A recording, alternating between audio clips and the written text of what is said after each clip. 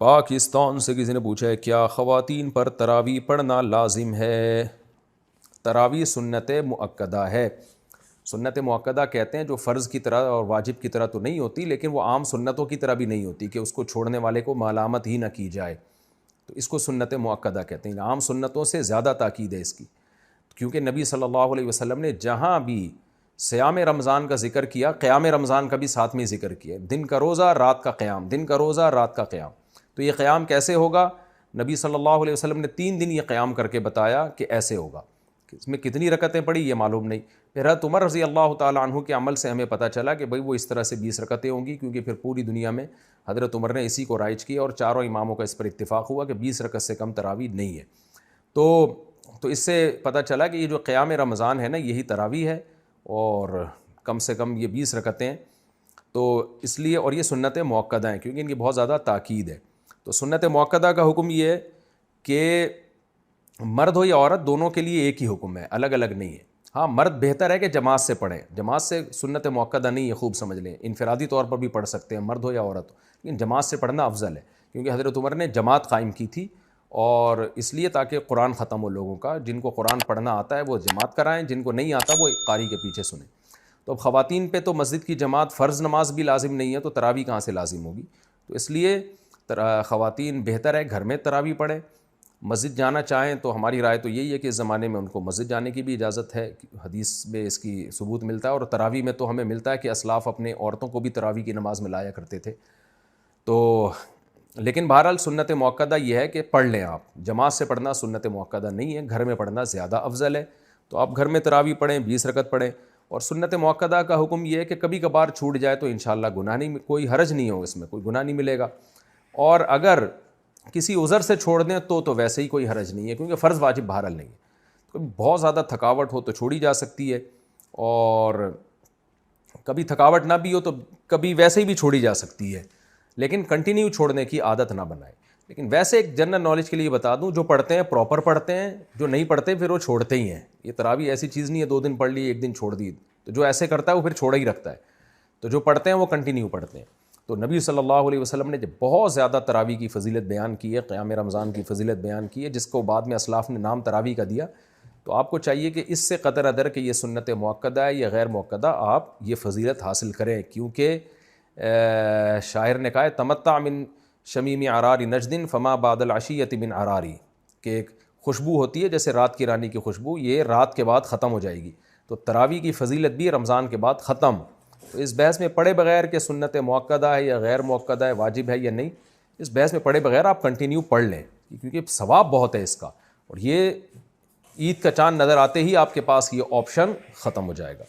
لیکن حکم یہی ہے کہ سنت مؤکدہ ہے.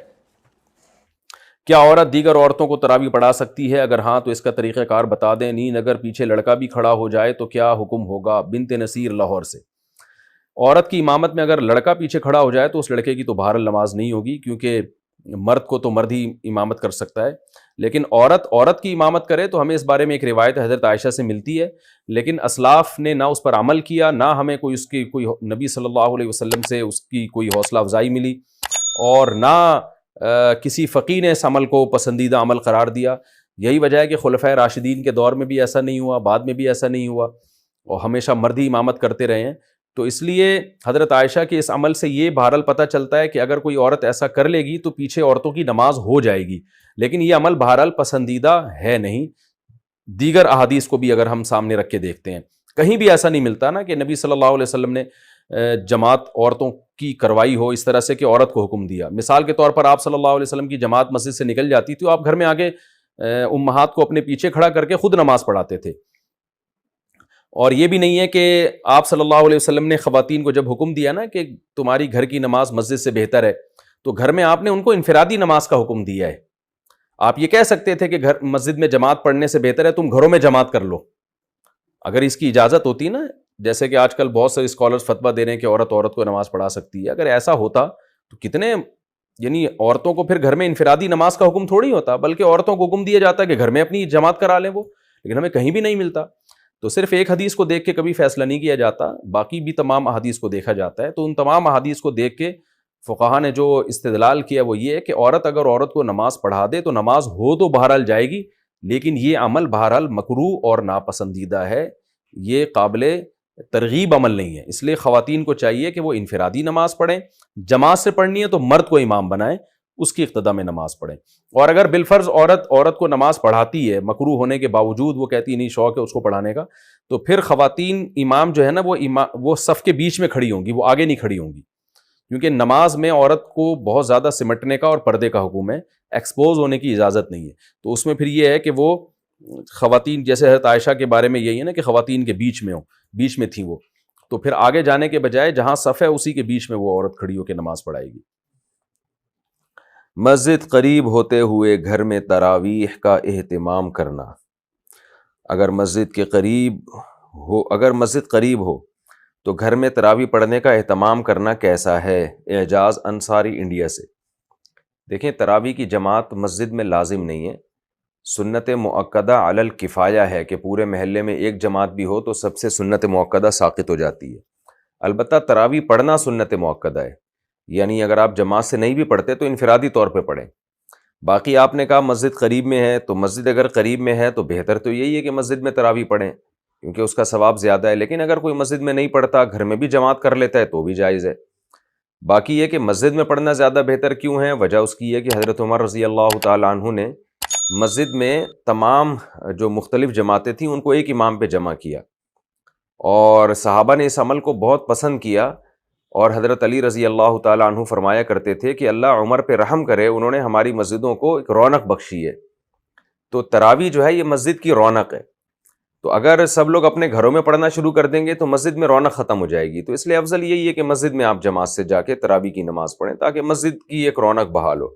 ہاں، حضرت عمر گھر میں پڑھا کرتے تھے، اس کی وجہ یہ تھی کہ آپ خود حافظ قرآن تھے، تو جو خود قرآن پڑھنا جانتا ہو، حافظ ہو، تو اس کے لیے بہتر یہی ہے کہ وہ خود سے پڑھے، تلاوت کرے اور گھر میں نماز پڑھے پھر وہ، تاکہ اس کا قرآن مکمل ہو، قرآن کا دور ہو جائے۔ لیکن جو غیر حافظ ہیں ان کے لیے افضل یہی ہے کہ مسجد میں جماعت سے نماز پڑھیں۔ مسجد میں نہیں پڑھتے، گھر میں کسی کی پیچھے نماز پڑھ لیتے ہیں تراویح کی تو بھی جائز ہے۔ البتہ یہاں ایک بات خوب اچھی طرح سمجھ لیں، آج کل یہ ہونے لگا ہے کہ تراویح کی جماعت مختلف جگہوں پہ قائم ہوتی ہے تو فرض نماز بھی وہیں پڑھ رہے ہوتے ہیں، یہ بالکل ٹھیک نہیں ہے۔ قریب میں اگر مسجد موجود ہے تو عشاء کے 4 فرض مسجد میں پڑھنا واجب ہیں۔ اگر قریب میں مسجد موجود ہے اور تراویح کی وجہ سے لوگ مسجد کی 4 فرض کی جماعت کو چھوڑ دیں گے تو گنہگار ہوں گے، تو اس لیے مسجد کی جماعت فرض نماز بہرحال مسجد میں پڑھنا واجب ہے اگر قریب میں کوئی مسجد موجود ہے۔